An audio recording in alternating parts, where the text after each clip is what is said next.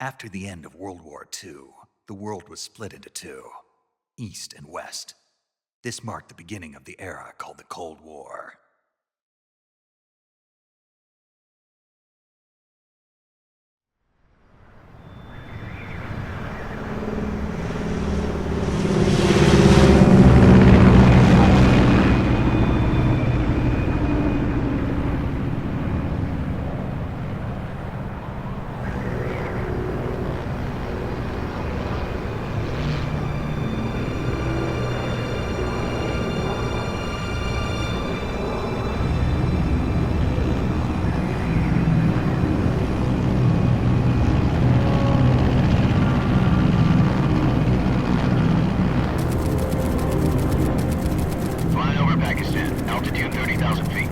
Approaching Soviet airspace. 20 minutes to drop off. Commencing internal depressurization. Equipment check. Arm main parachute. All right. You ready to go? Drop zone still showing a high pressure mass. Cav okay. Good. We've got high visibility.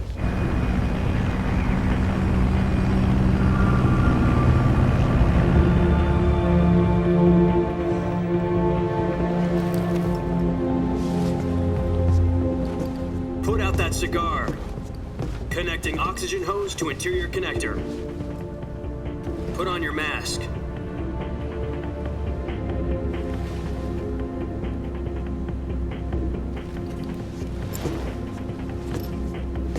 Does this panty waste know what he's doing?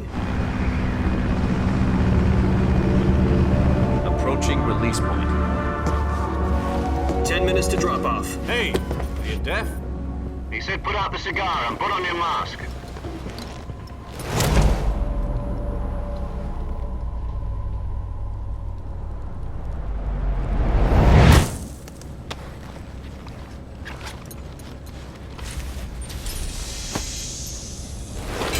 Depressurization complete.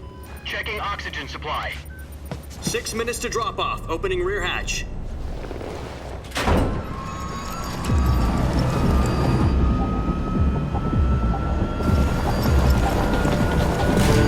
Sunrise.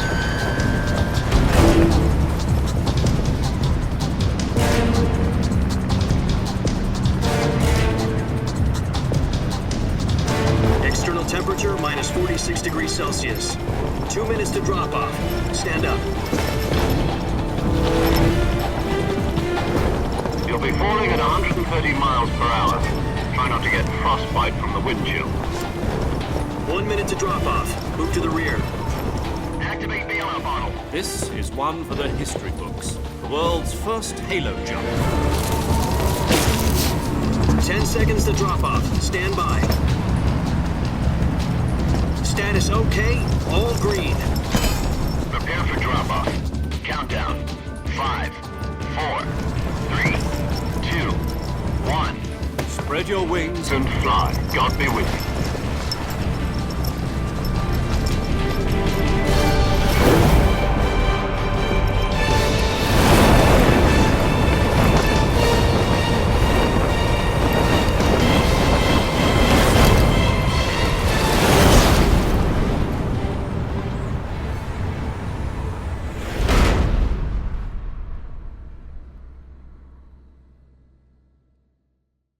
Jack, I've got some important news. The head of the CIA has finally given us the green light for the virtuous mission. Virtual mission? No, the virtuous mission. The future of our Fox unit depends on it. If it succeeds, we'll be officially organized into a unit. Virtuous mission? Sounds like some kind of initiation ritual. You know, don't get cocky. This isn't a training op. Right. So what exactly is this wonderful mission? Well, about 2 years ago, a certain Soviet scientist requested asylum in the West through one of our moles. His name is Nikolai Stepanovich Sokolov. He's head of the OKB 754 Design Bureau, one of the Soviets' top-secret weapon research facilities, and the East's foremost expert on weapons development. Sokolov? Isn't he that famous rocket scientist? The very same. On April the 12th, 1961, the Soviets achieved the first manned spaceflight in history. The Earth was blue, but there was no God. Well spoken. The rocket that carried Yuri Gagarin to orbit was the A-1, known as the Vostok rocket. Sokolov is said to be the man most responsible for the multi-engine cluster used in that rocket. After Gagarin's flight, Sokolov left rocket development to become the head of the newly established Design Bureau. From a lowly technician to head of a design bureau, that's quite a success story, so why do you want to defect? It seems he'd become afraid of his own creations. Afraid? Call it a crisis of conscience. And for that, he left his country and his family behind and went over the fence? Not exactly. One of his conditions was that his family was also to be taken safely to the West. We used a mole to get the family out first and succeeded in sneaking Sokolov over the Berlin Wall shortly afterwards.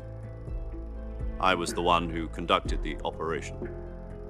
The security on the eastern side was still full of holes back then. Then what?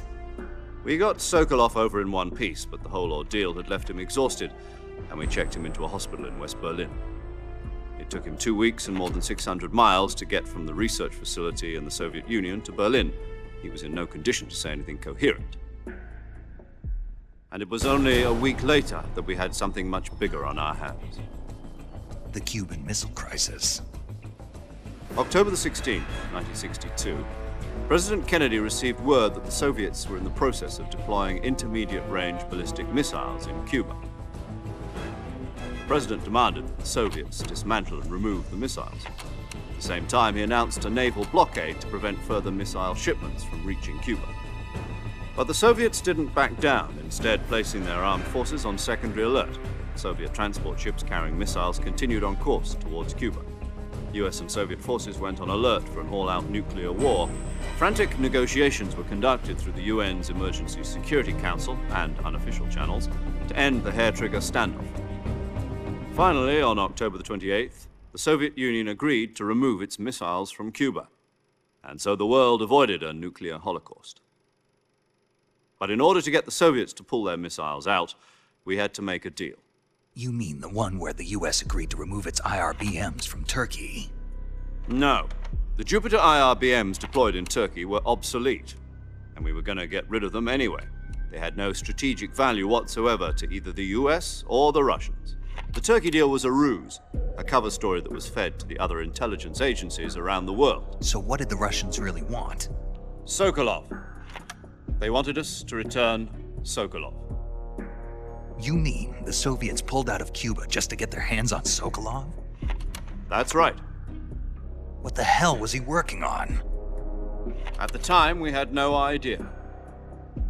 We were running out of time. was either give up Sokolov or risk full-scale nuclear war. In the end, we had no choice. President Kennedy gave in to Khrushchev's demand. The next day, I got Sokolov out of the hospital, handed him over to agents on the eastern side. Sokolov kept on screaming, "Save me," until he disappeared from my sight. Then, a month ago, we received some new information from one of our moles. About Sokolov? Yes. He was taken back to the research facility and forced to continue working on the weapon in question under KGB supervision. What's more, it's on the verge of completion. So what kind of weapon is it? Something to do with space rockets? No, missiles. Same technology. I guess you're right. We don't know the details, but it appears to be a new kind of nuclear device. For half a year now, the Soviets have been conducting frequent nuclear tests at Semipalatinsk. Something to do with the weapon, I assume. We're talking about a secret weapon so big that Khrushchev was ready to pull out of Cuba to get it back. Is Sokolov still in the facility? No, according to our intelligence, he's in Selino-Yarsk, a place in the mountains about 3 miles to the west that's known as the Virgin Cliffs. The Virgin Cliffs. Nice name for a virtuous mission. They moved him there just recently. Why? Apparently, they're conducting a field test of the weapon, but it's our best chance to get him back. This mission would never have been possible if he was still in the research facility. This is our last chance. Sokolov must have known that too when he contacted us.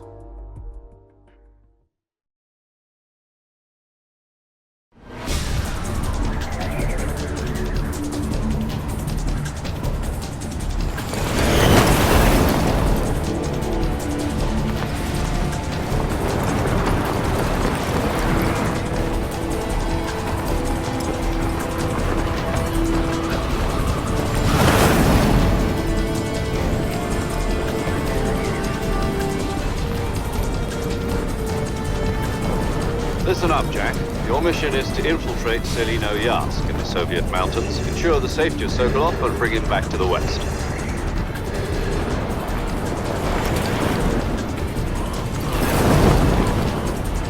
If we don't get Sokolov back before that weapon is complete, we'll be facing a major crisis. The clock is ticking.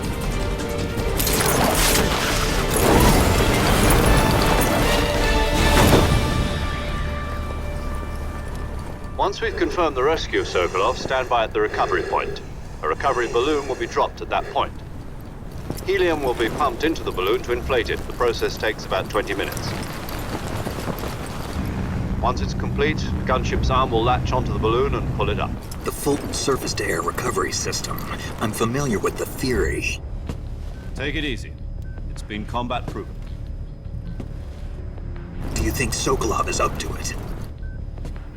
The shock will be less than during a parachute jump, and the arm can handle up to 500 pounds. So you're planning on going over the border in a single combat Talon? She's equipped with 2 6-barrel 20mm Vulcan cannons, as well as 2 40mm machine guns. Sounds like she could hold her own against a battalion of tanks. Even with the fuel in the reserve tank, we're facing a 4-hour time limit. If all goes well, it shouldn't take more than a few hours. Home in time for dinner. But if anything goes wrong, you'll be eating dinner, breakfast, and all the rest of your meals in the jungle.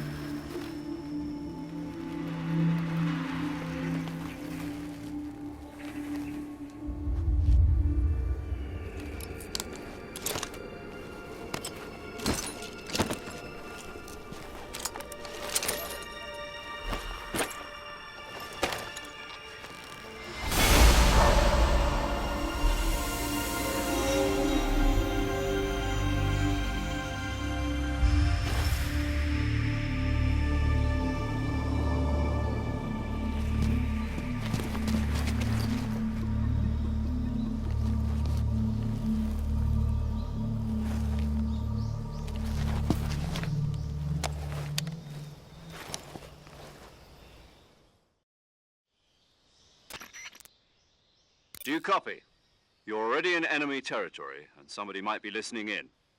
From here on out, we'll be using code names to refer to each other. Your code name for this mission will be Naked Snake. I'll be referring to you as Snake from now on. You're not to mention your real name. Snake? What, you don't like snakes? What do you mean? Well, you've eaten one before, haven't you? In survival training? I'm glad to hear that. I don't know if I'd ever order one in a restaurant, but... Be careful, you might not have a choice. What about you, Major? What should I call you? Let's see. I'll be Tom. Call me Major Tom. This will be a sneaking mission. You must not be seen by the enemy.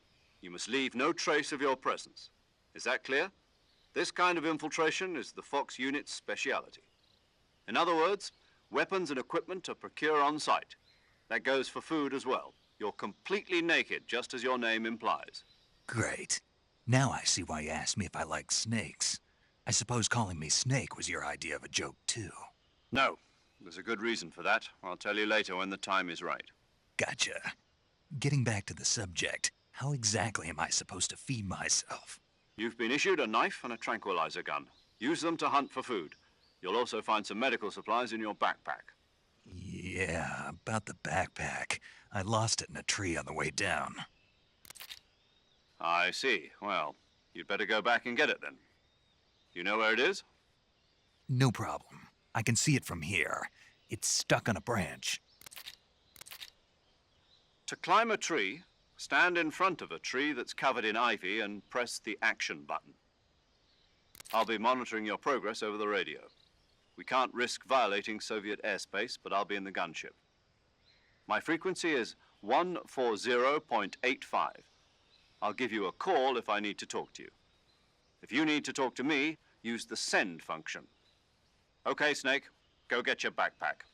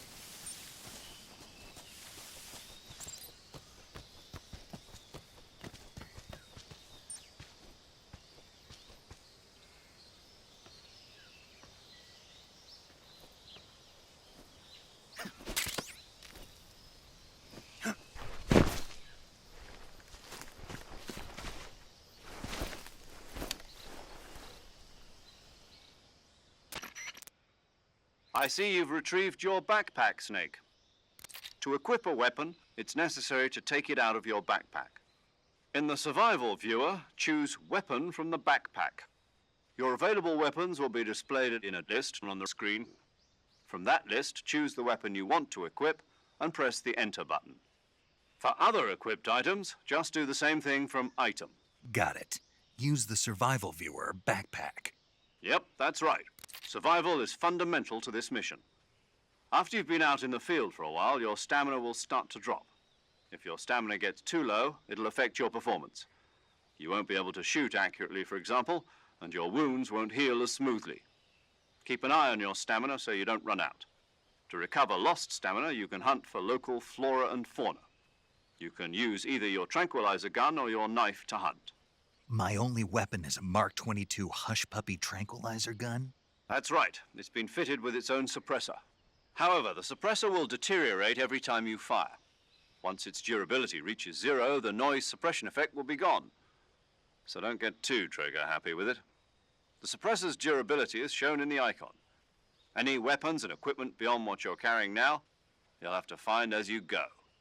I have to find my own weapons and equipment? Whose crazy idea was this, anyway? Solo covert actions are standard Fox operating procedure. You can't leave any traces of your presence. No weapons, equipment, footprints, sweat, or bodily waste. The same goes for bullets and cartridges, too. Your presence in enemy territory is already a violation of international conventions of warfare. There aren't supposed to be any American soldiers in Russia. It could spark an international incident. You can't let anyone see you. You can't let the enemy know you're there. This is a stealth mission. You're a ghost, Snake, in every sense of the word. And there'll be no rescue if you're captured. The military and US government will deny any involvement in the affair. Then I'll just have to take care of myself, huh? I'm afraid so. You've been given a fake death pill for that purpose. SIS guidelines stipulate that soldiers on covert ops like this one be issued a potassium cyanide capsule. Tape it to your body so you can take it when you need to. How generous of you. Use it if you're taken prisoner by the enemy. It'll send you into a state of false death for a short time. Fooling them into thinking that I'm really dead. So, how do I come back to life? Just take the revival pill.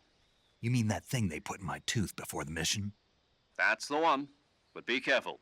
If you remain in a state of false death for too long, nothing will be able to bring you back. Remember that. I'll keep it in mind. You said this was a solo mission, right? Right. I guess that means I can't count on any reinforcements. Correct. The mission rests entirely in your hands. A real one-man army. Relax. There's a support team ready to back you up over the radio. Who? I'll introduce them to you. This time, survival is of utmost importance. The first member of the support team will be in charge of monitoring your physical condition, acting as a medic, so to speak, as well as recording your mission data. She's a member of Fox as well, and she's here on the gunship with me. She? Hello, Snake. I'm paramedic. Nice to meet you. Paramedic. As in a medic who comes in by parachute. Aren't you going to tell me your real name? Are you going to tell me yours, Mr. Snake? My name, huh? It's John Doe. And they call you Jack for short. You're a regular Captain Nemo. A name means nothing on the battlefield. After a week, no one has a name. What's your name? Jane Doe. Very funny. I wasn't joking, but I'll tell you my name only if you manage to make it back alive. My frequency is 145.73. She's also in charge of recording your mission data. Whenever you want to save, send a message over the reserved save frequency, 140.96. So saving lets me record my mission data. That's right. It also records the state of your health. Good to know. There's one more person I want to introduce you to, Snake. Huh? Speaking of snakes, you remember the boss, don't you? A legendary soldier and your mentor. Actually, it was the boss that got the DCI's authorization in the first place. She's going to be serving as Fox's mission advisor. The boss is? She also helped me plan this mission. She and I were at SAS together. Jack, is that you? How many years has it been? Boss? That's right. It's me. Oh. Talk to me. Let me hear your voice. It's been 5 years, 72 days, and 18 hours. You've lost weight. You can tell just by the sound of my voice. Of course I can. I know all about you. Really? Well, I don't know anything about you. What's that supposed to mean? Why'd you disappear on me all of a sudden? I was on a top-secret mission. You didn't need me anymore. But there were still so many things I wanted you to teach me. No, I taught you everything you needed to know about fighting techniques. I taught you all I could. The rest you needed to learn on your own.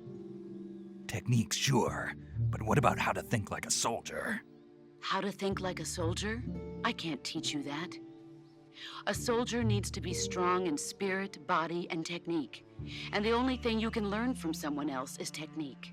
In fact, technique doesn't even matter. What's most important is spirit. Spirit and body are like two sides of a single coin. They're the same thing. I can't teach you how to think. You'll just have to figure it out for yourself. Listen to me, Jack. Just because soldiers are on the same side right now doesn't mean they always will be.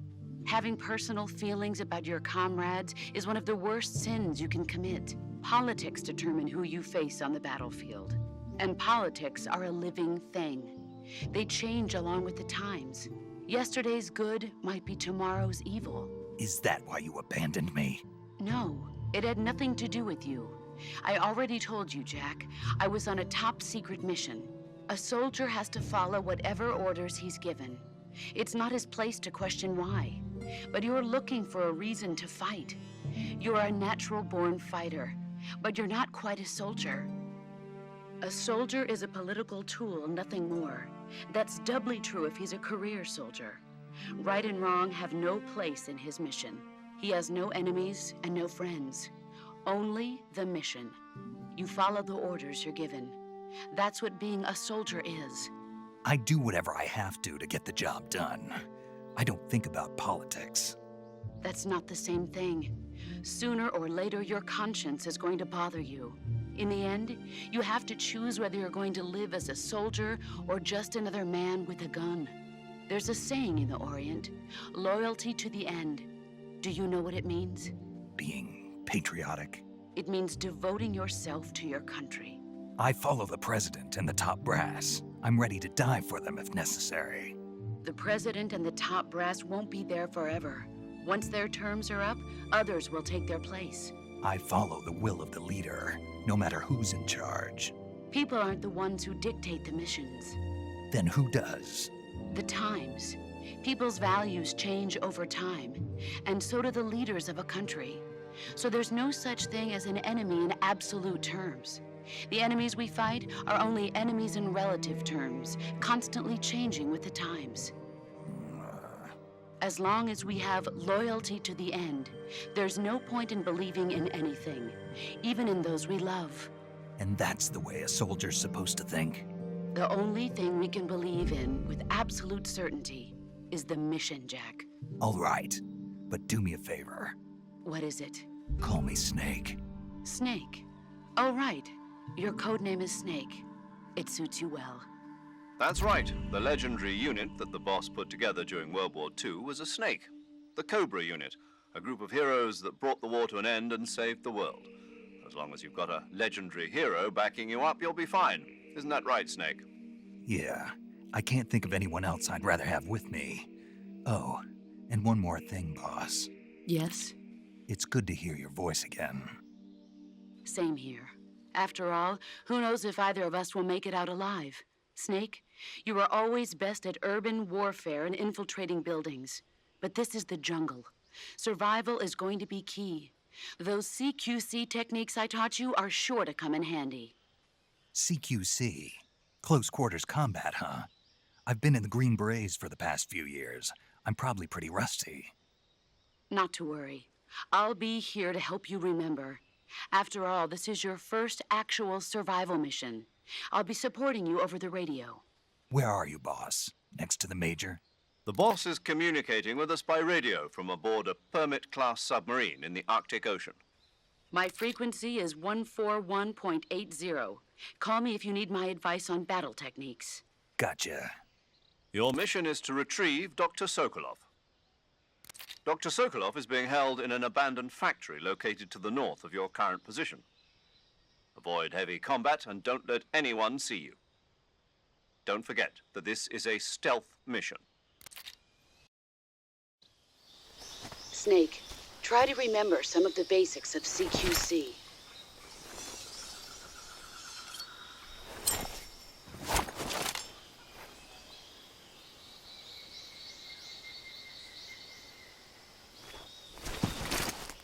Commencing virtuous mission now.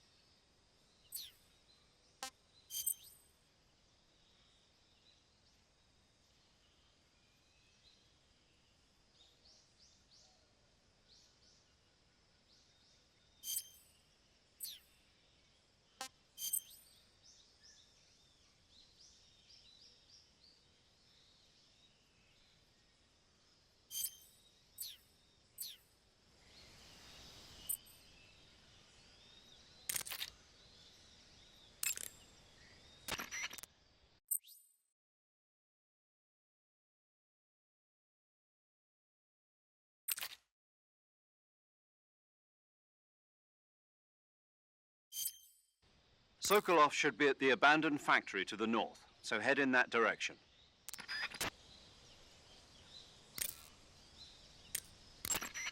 That area is home to the reticulated python. The reticulated python is said to be the longest snake in the world. The biggest ones can grow up to 10 meters in length. Although they're not poisonous, they're still very dangerous, so be careful around them. They have a highly ferocious temperament, and they can swallow whole, even large animals like deer and pigs. Their most distinguishing feature is the mesh pattern of their scales. This pattern acts as a highly effective natural camouflage. If you think there might be a reticulated python about, pay close attention to your surroundings. Otherwise, you could get bitten before you even know it's there. It's a huge snake, but you should be able to capture it alive by using the tranquilizer gun. I'll bet if you capture one and throw it at an enemy, it'll give him a good scare. Right. But how do they taste? Huh? Do they taste good? You're actually going to eat one. Why else would I be asking? Cannibal. What was that? Nothing. Let's see what the guide says. Ah, you're in luck. It says they taste pretty good. Good. I can hardly wait. Ugh.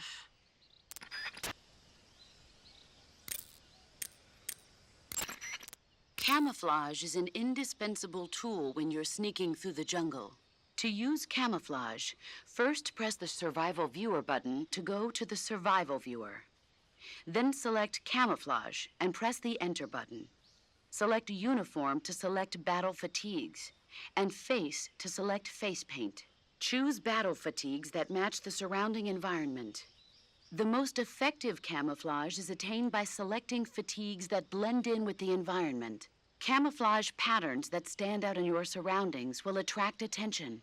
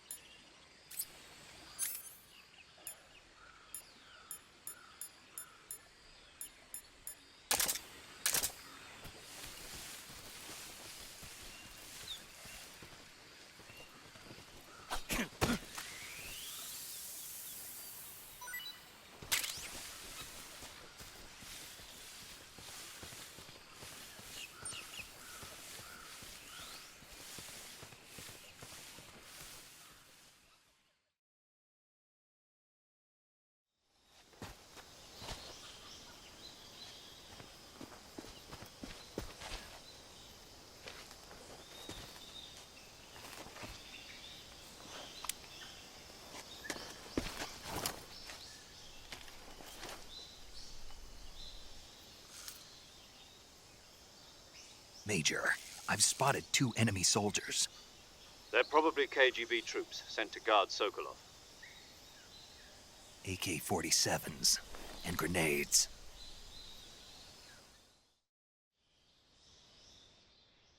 Snake, your presence in Soviet territory is already a violation of international law.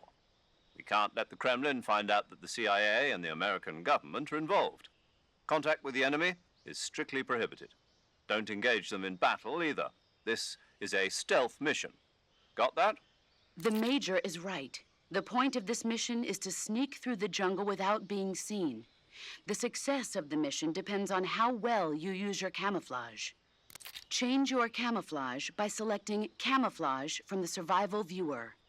The Uniform option lets you pick your uniform, while the Face option lets you change your face paint. Choosing camouflage that blends in with your surroundings will help you conceal yourself more effectively. Also, don't forget that anything that moves will stand out in the jungle. If you just stand up and run around like an idiot, you're bound to be spotted. But if you crawl instead, you should be able to sneak by without being noticed. You can see how effective your camouflage is by looking at the camo index. The camo index shows how well your current camouflage blends in with the surrounding area. The higher the value, the harder you are to spot, and vice versa. The key is to make yourself one with nature. Keep that in mind as you go along, okay?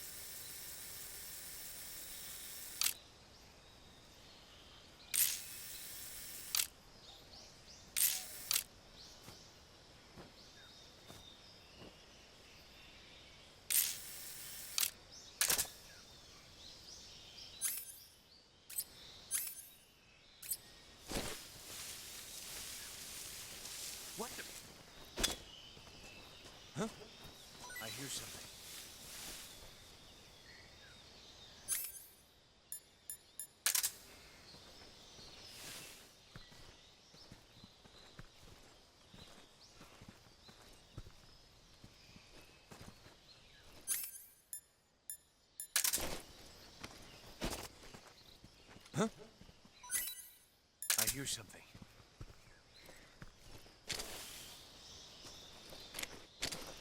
Huh? Who's that?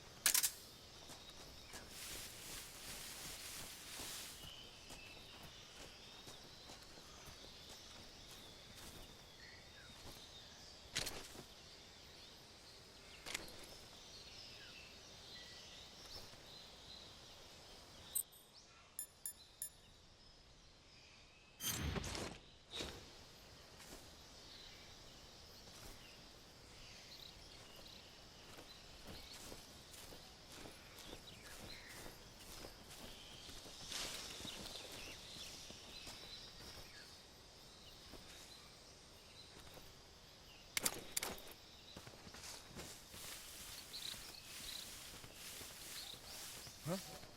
Who was that?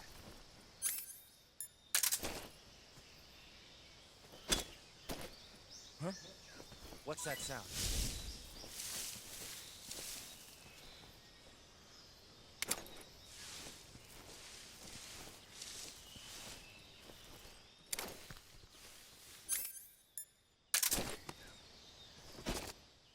Huh? What's that sound?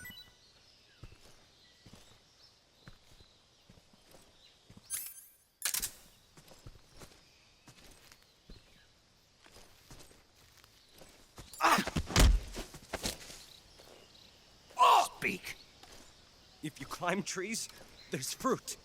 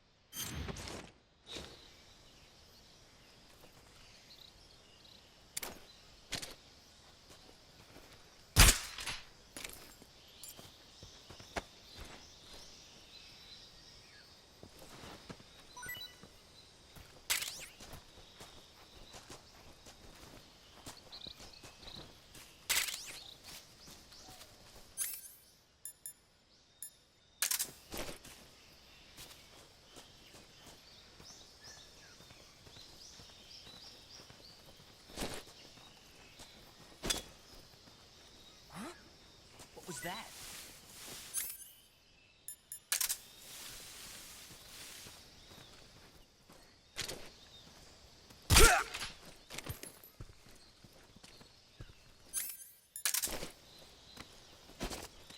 Huh? What was that?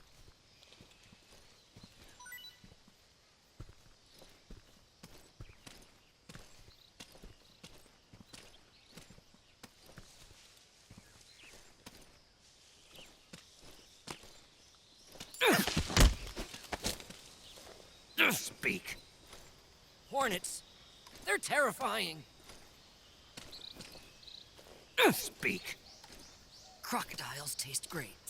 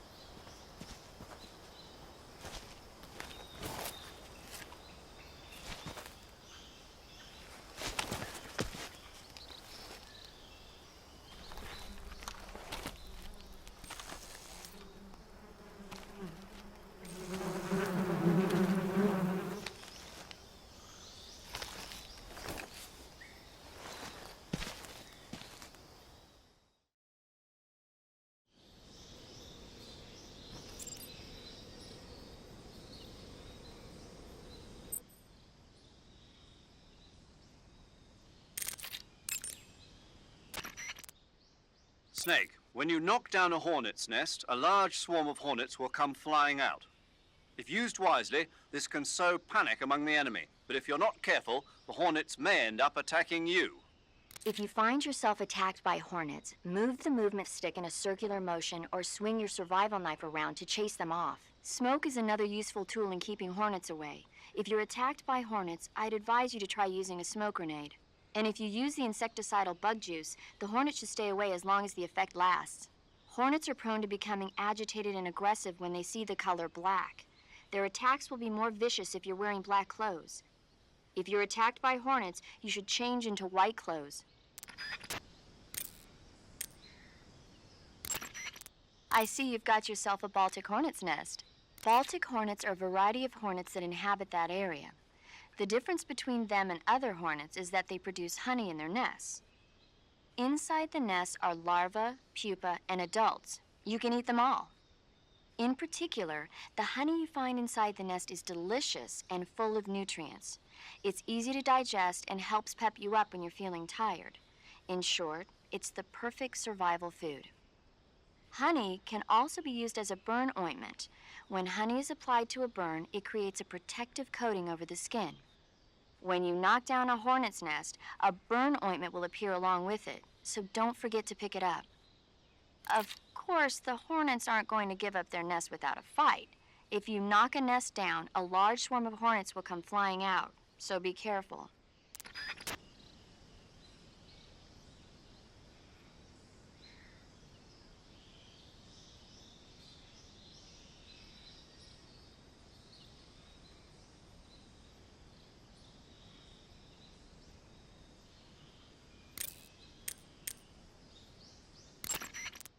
Snake, What's up, boss?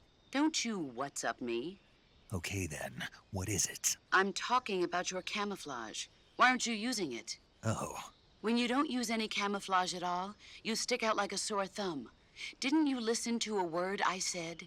well, I was listening, but Then start using your camouflage. Is that clear? yeah.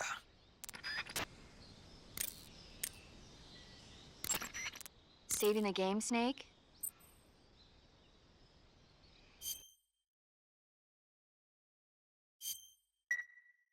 Hey, Snake, you ever heard of Godzilla King of Monsters? No, what is it? It's a movie. You haven't seen it? Nope. It's about this monster called Godzilla, who grows to an enormous size in a nuclear test and goes on a rampage in Tokyo. Nuclear test, huh? Then the Marshall Islands must be crawling with giant monsters right about now. It's just make-believe. Maybe that's why my pants have been so tight lately.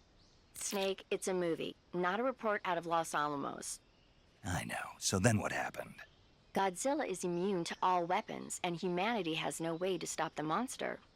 Dr. Shirazawa develops a new type of weapon, but meanwhile Godzilla is getting closer and closer to Tokyo, obliterating everything in his path.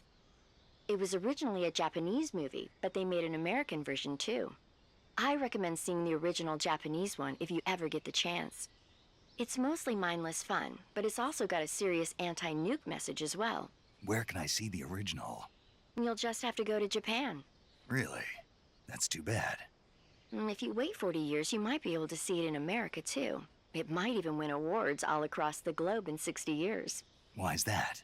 2024 will be Godzilla's 70th birthday. You think they're still going to be making Godzilla movies then? Of course. Everybody loves Godzilla.